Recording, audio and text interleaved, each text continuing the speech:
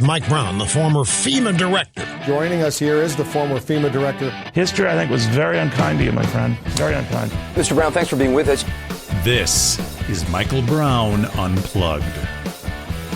Hey, everybody. Welcome to this episode of Michael Brown Unplugged. I hate to keep going back to impeachment, but I've received an awful lot of questions from people about the role of the United States Senate in an impeachment proceeding. And what has precipitated a lot of the questions are stories that following weeks of all of this testimony, leaks to the media, the unveiled transcripts regarding an impeachment inquiry into President Trump, that a lot of Senate Republicans, of course, they're the majority. They have the numbers. If they all vote against impeachment, then impeachment won't go forward. But a lot of people have asked me, well, isn't it wrong for Senate Republicans to be talking about it? And as an example, Senator Mike Rounds, who is a Republican from South Dakota, said in an article reported in the Washington Examiner that, quote, unless there is something else that shows up somewhere, we do not see this as an impeachable offense. And the question that people have is, well, if the Senate is acting like a jury, jurors are often told that they can't talk about the case, they can't talk to their family about it, they can't talk to each other about it. Oftentimes, juries are sequestered, they're put up in a hotel room, they're not allowed to go home, watch television, read newspapers, although I'm not sure who reads newspapers anymore. But that is not exactly the process when we talk about the Senate being jurors. This is not a criminal trial. And I think sometimes the use of the word juror makes people think that the Senate is acting like a jury in a civil or a criminal case in our legal system, and they're not. Here's the main thing that people need to understand about impeachment. It is a political process. It is not a legal process. Now, there are certain legal requirements set forth in the Constitution. Of course, the House has to show that the president or any other person, a federal judge or someone, is guilty of, bribes, treason, or other high crimes and misdemeanors. So while there is some what I would call general legal language, it is not a legal proceeding. It is a political proceeding. Now, Democrats have been claiming that there was a clear quid pro quo in this July call that President Trump made to Ukrainian President Zelensky, alleging that Trump would withhold military aid to Ukraine in order to force Kiev to investigate former Vice President Joe Biden and Hunter Biden, his son. That's the crux of the impeachment. And what the Democrats are trying to show is that is an abuse of power and that somehow that fits into the definition of a high crime and misdemeanor. As I said on the radio program a couple of days ago, we need to get away from the idea about a quid pro quo, because a quid pro quo, as defined in Title 18, requires that you have to do something and in exchange for doing something, that whatever you get in return has to be illegal. The request has to be illegal. The asking for something has to be illegal. And what you get in return has to be illegal. And in this case, and I know this irritates people on both sides of the aisle, but the quid pro quo is, I think, the wrong language to be using, because the president sets foreign policy. And the president can decide that he wants to withhold, and the example I gave on radio yesterday is this. If the president wants to withhold money from Mexico until the Mexican president finds out and captures and convicts the people that killed these American citizens, these poor women and children, and I'm not even going to get into the backstory about who these people are. That's irrelevant in my opinion. If the president wants to withhold aid from Mexico until they do X, find the cartel members, jail them, try them, convict them, execute them, or whatever it is, that's the president's prerogative. Because the president of the United States, under Article 2 of the Constitution, sets foreign policy. That's his job. That's why I have a huge problem when senators, look, I don't care if senators travel to foreign countries and they sit down and talk to foreign leaders, but what they cannot do is they cannot set the foreign policy. That's the role of the president. Now let's go back to the impeachment and the so-called quid pro quo.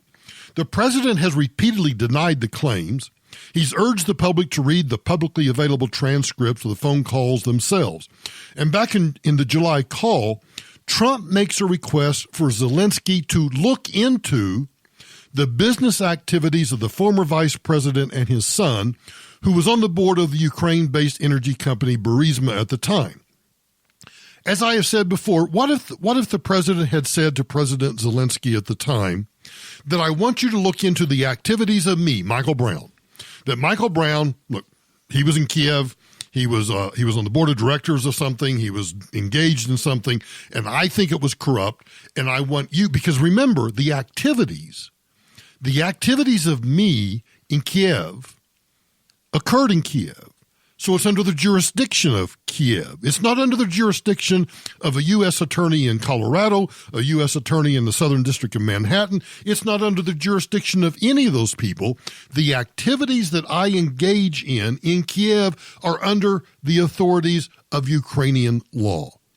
So if the president had asked, for example, that he wants President Zelensky to look into my activities if I was on the board of Burisma, I don't think anybody would bat an eye. Everybody would say, well, yeah, if Michael Brown did something corrupt while he was in Kiev, then, and if the president wants to ask the president of Ukraine to look into that, that's part of the foreign policy, he can do that. The reason people get wrapped around the axle in this case is because Hunter Biden is the son of the former vice president, Joe Biden. And the other problem we have that everybody seems to want to ignore is that we have on the video former Vice President Biden actually boastfully talking about that he had demanded the firing of an attorney conducting an investigation and that he was going to withhold money unless that person was fired. And then he goes on to brag that, yes, indeed, they did fire him. He released the money, and he came back home. Now, I know this will make conservatives and Republicans mad, but I'm not certain that what Joe Biden did is in and of itself corrupt or illegal. He simply said to the president of Ukraine at the time, I want this guy fired. And if you don't fire him, I'm going to withhold foreign aid. And if you don't think I have the authority to do that, you can pick up the phone and you can call President Obama, and he'll tell you exactly the same thing. Unless you fire this guy, I've told the vice president not to release the funds. Now, I know that is sordid, and I know it's kind of distasteful, but does it rise to the activity, to the level of an illegal activity? I'm not sure that it does. So think about this, if what President Trump is asking President Zelensky of Ukraine to investigate is not in and of itself a crime, then how can it possibly be an impeachable offense for the president to ask the president of Ukraine to look into something that may not itself be a crime? You see, I think everybody's blowing everything out of proportion. I think the president has the authority to say, I'm not going to give you money unless you do X, Y, Z. We do that all the time. We even do that domestically. Do you think that federal dollars that get transferred to the state of Colorado or the state of California or anywhere else doesn't come with strings attached? Think about the wildfires going on in California right now. FEMA is providing fire grant assistance money to help California fight those wildfires, just as FEMA is providing money to Houston to help recover from the floods. FEMA is still providing money to Lord knows what disaster that occurred years ago, and all of that money comes with strings attached. We're not going to pay X unless you do Y. We're not going to pay X unless you rebuild this to certain specifications or whatever. Every federal nickel comes with a string attached. So why should we be shocked that foreign money has strings attached? So let's go back to the point about the senators being jurors. Senator David Perdue, another Republican from Georgia, also told the Washington Examiner this: even if there was a quid pro quo that does not rise to the level of impeachment. He doesn't think anything should be done. He went on to say, let's go back to Senator Rounds, Mike Rounds from South Dakota. He said this, you have to understand, Joe Biden suggested they had 6 hours to respond to his demand they fire a prosecutor or there would be consequences. This type of diplomacy is hard to watch, but nonetheless has existed and hardly rises to an impeachable offense. So if what Joe Biden did is not an impeachable offense, and he said, if you want this money, you have to fire this prosecutor, and now Trump is saying, if you want this money, you have to conduct an investigation. If neither one of those are impeachable offenses, what the hell are we doing? Now, meanwhile, a lot of Republicans are saying that not many of their constituents are asking them to remove Trump from office. I point that out because at the end of the day, my least favorite phrase, at the end of the day, this is a political process. Now, Senate Majority Leader Mitch McConnell has told reporters that nothing that the House transcripts have revealed so far would merit the Senate removing Trump from office. McConnell said this, if it were today, I don't think there is any question it would not lead to a removal. The question I get from listeners and other people is this. How can McConnell say that if he's going to be one of the jurors sitting on this so-called trial if articles of impeachment are passed by the House of Representatives and sent to the U.S. Senate? Again, it's not a legal proceeding. It is a political proceeding. So we should expect everybody, Democrats, Republicans, independents, Lord knows who, to start weighing in on this process because this process is a political process.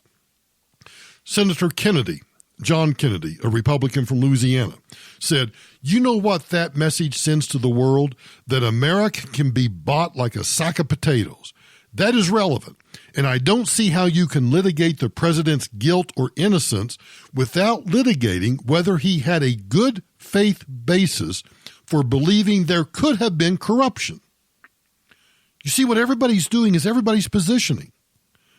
And everybody's positioning because I believe they have a right to do so. They have a right to do so because this is a political process. And then you have Lindsey Graham, Republican of South Carolina, also a U.S. Senator. He's one of Trump's most vocal backers. He outright dismissed a statement from House Intelligence Chairman Adam Schiff, the Democrat from California. He said this, the whole thing is being driven by partisans in the House. Now, before I tell you the rest of what he said, I want to put in a big, fat duh. Of course the whole thing's being driven by partisans in the House. We don't have a bipartisan movement for impeachment like everybody keeps going back to Richard Nixon. In the case of Richard Nixon, let's focus on a couple of things that are truly impeachable offenses. When you order the Internal Revenue Service to investigate your political enemies, that is an abuse of the power of your office. That's clearly an impeachable offense. That's why both Republicans and Democrats in the Nixon impeachment hearings, and remember, they never even passed articles of impeachment, Republicans went to Richard Nixon, they drove down to the White House, and they said, look, we can't support you.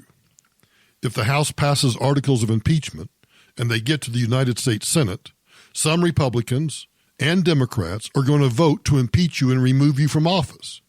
So why don't you do the manly thing and go ahead and resign now and save the country the process of going through an impeachment trial? But let's go back to Lindsey Graham because I want to finish his quote. The whole thing is being driven by partisans in the House, he said. Adam Schiff is not looking for the truth, and the testimony is incoherent. It depends on who you talk to. But there is one common theme here. The president of the Ukraine and the president of the United States both said there was no quid pro quo. Get away from the quid pro quo. Forget about it. These senators, if big fat if the House passes articles of impeachment, which they can do because Democrats have a majority in the House, they will then send those articles over to the U.S. Senate. And there will be, and I'm using air quotes here, a trial.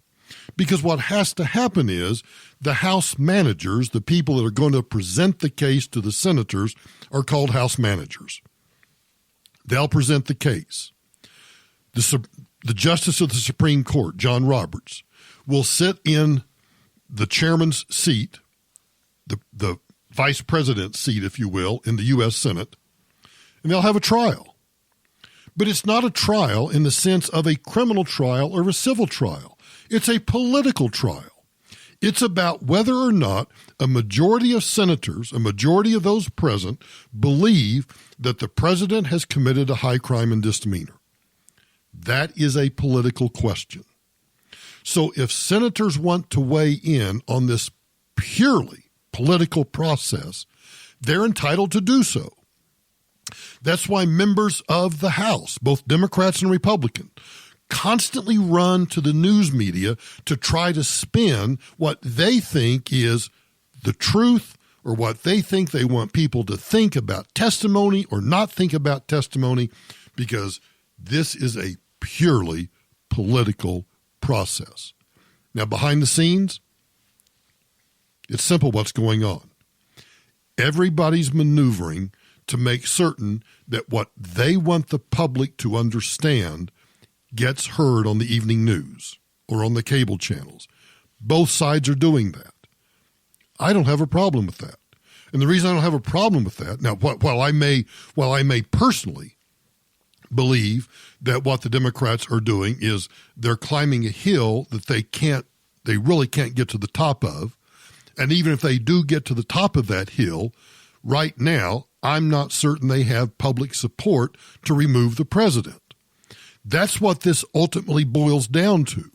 If an overwhelming majority of Americans wanted to remove this president, these impeachment proceedings would be moving at a super speed pace.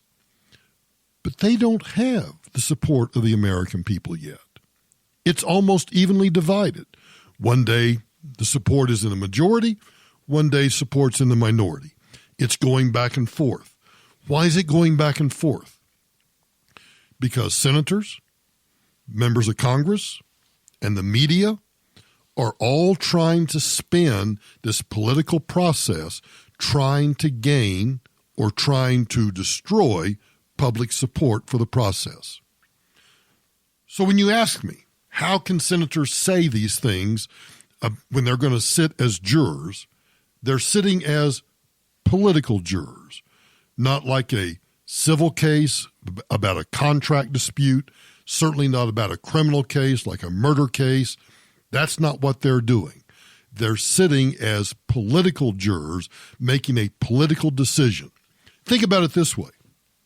What is the political decision? The political decision is whether or not to remove a duly elected president, Donald Trump in this case, for having abused the power of his office by committing high crimes and misdemeanors. That's all nebulous. That's all very squishy in terms of what that means. And the founding fathers meant for it to be that way, because the removal of a duly elected president is a serious political issue. It's not a serious legal issue. It's not a serious comical issue. It's a serious political issue. That's how you need to watch this. This is nothing but politics, raw politics, and it's raw politics on both sides of the aisle. One final word. I would encourage each of you. I know I've talked to you before about opening up, going to your computer and in the search bar putting text of the U.S. Constitution and reading the Constitution. Here's what I would encourage you to do. Do the same thing, but instead read Article 1. Do a word search for impeachment and see what the Constitution says about impeachment. And then go to the section about the U.S. Senate. Do a word search. for impeachment. See what it says. You'll find it's very vague, very simple, with very few words. If you understand that this is a political battle and not a legal battle, as you start consuming the news about what's happening, I think you'll look at it, and of course everybody's going to look at it through the lens of their political point of view. You can't change that. But if you look at the Constitution and you understand what the process is, and you understand that the ultimate goal of this process is either the removal or non-removal of a duly elected president, it might cause you to understand, okay, when Adam Schiff says this, he's trying to get me to think about this in a certain way. When Lindsey Graham or Mitch McConnell, a Republican, or Jim Jordan, a Republican, says this, you'll understand they're trying to get you to think about it in a certain way. That's the battle. The battle's not just on Capitol Hill. The battle is going on for the minds of the American people. That's impeachment in a nutshell. Thanks for listening. I'll talk to you later.